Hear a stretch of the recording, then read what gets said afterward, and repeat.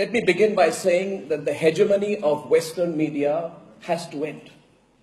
Western media has had it too good for too long, and it has ruined the balance of power that's required, not just in politics and society, I was told you were a shy and retiring journalist.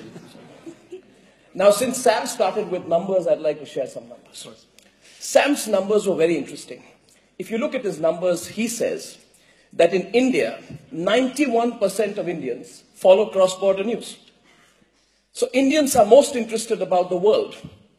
The least interested in the world are the Americans and the British.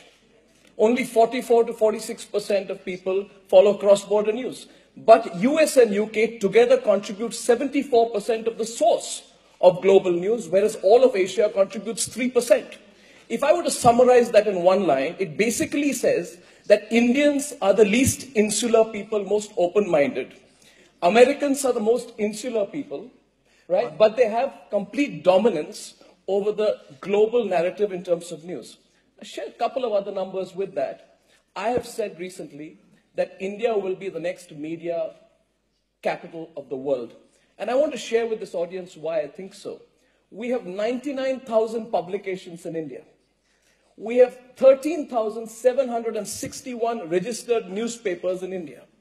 We have 404 news channels in India which run 24/7, and we don't have one single global news network. Now, if I look at Sam's figures and the figures that I'm presenting to you, and begin with an assumption, and I'll wrap up, begin with an assumption that there is a problem in the world in terms of balance. It is from countries like India, which speak English, which are democracies, where the challenge to the global news hegemony is about to come. And I just think it's so necessary from a balancing of power perspective. The Americans are very concerned about the entry of Russia into the Middle East.